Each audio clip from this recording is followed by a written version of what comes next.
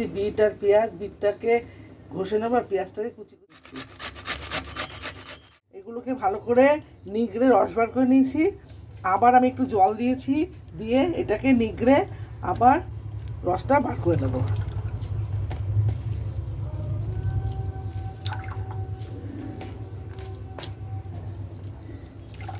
নিয়েছি পেঁয়াজ কুচি করে নিয়েছি, লঙ্কা কুচি দিয়েছি। এবার একটু কালো জিরা ফোড়ন দিয়ে দেবো। তেলটা ভালো গরমও হয়ে গেছিলো। এবার পেঁয়াজ দিয়ে দিলাম।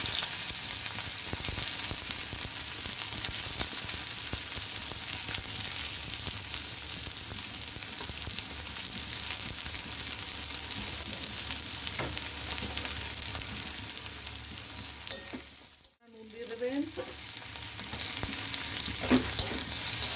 পেঁয়াজটা আমি খুব ভাজবো না, হালকা করে একটু নেড়ে চেড়ে ভেজে নিলাম।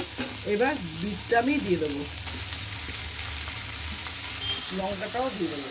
বিট লঙ্কা সব আমি দিয়ে দিলাম। ভালো করে পেঁয়াজের সাথে মিশিয়ে নেবো। হলুদটা দিয়ে দিলাম।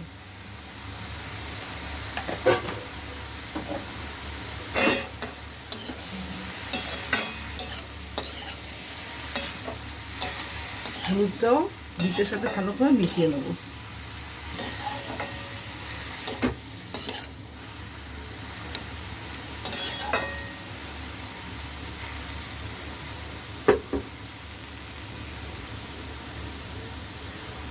এটাকে ঢেকে দেবো। ঢাকনাটা খুলে নিলাম।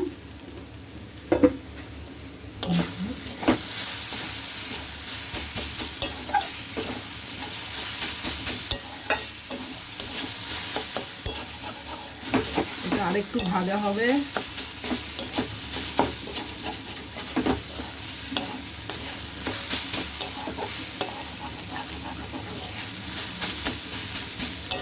দেখুন ভাজা হয়ে গেছে। এই যে দেখুন নিচে একটু লেগে লেগেছে। এটা ভাজা হয়ে গেছে। এবার এটাকে আমি নামিয়ে নেব। এই হচ্ছে আমার বিট ভাজা। এটা আমার রুটি ভাত তরকারি দিয়ে খেতে খুব ভালো লাগে।